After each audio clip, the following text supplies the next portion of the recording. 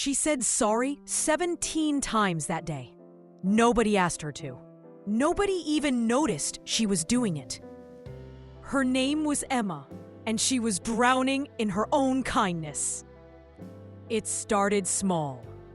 A coworker needed help with a project. Emma had her own deadline, but she whispered yes anyway. Her friend wanted to meet for coffee. Emma was exhausted, but she smiled and agreed. At dinner, her family chose a restaurant she didn't like. Emma said nothing. Her opinion felt too small to matter. That night, alone in her room, Emma looked at herself in the mirror.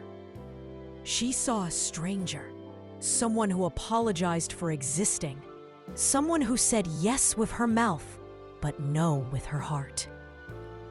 Emma realized something terrifying. She had forgotten who she was. The next morning, something inside her shifted. A coworker asked for help again. Emma paused. Her heart was racing, but she said the hardest word she'd ever spoken. No. The world didn't end. Her coworker simply nodded and walked away. Emma felt something strange, something she hadn't felt in years. She felt free. Days passed. Emma started small. She stopped apologizing for things that weren't her fault. She stopped explaining herself to people who didn't ask. At a team meeting, everyone suggested ideas. Emma had a different opinion. Her hands were shaking under the table, but she raised her voice. "I think there's another way," she said clearly. Her manager looked at her with surprise. Not anger, not rejection, just interest. "Tell us more, Emma," he said. And for the first time in her life, Emma felt seen. Weeks became months. Emma learned something powerful about kindness. Real kindness isn't saying yes to everything. Real kindness starts with being kind to yourself first. She learned that no is a complete sentence, that her voice matters, that apologizing for existing isn't humility, it's hiding. And she was done hiding. 1 year later, Emma sat in that same restaurant with her family. When they asked where she wanted to eat, she didn't hesitate.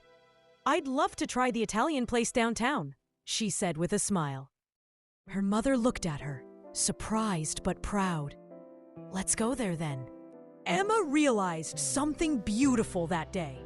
When she stopped making herself small, the people who truly loved her didn't walk away. They made room for the real her. Being too kind had once been her weakness. Now, balanced kindness was her strength. She still helped others, but now she helped herself too. She still cared deeply, but now she protected her own peace first. She still loved people, but now she loved herself just as much. Emma's story teaches us something profound about being human. You can be kind without losing yourself. You can be gentle without being weak. You can say no and still be a good person. You can have boundaries and still be loved. Your voice matters. Your needs matter. You matter. Not because of what you do for others, but because you exist. If Emma's story touched your heart, subscribe to hear more stories that change lives. Like this video if you've ever felt too kind. Comment below which sign spoke to you most. Share this with someone who needs it. Remember, the strongest thing you can do is be kind to yourself first.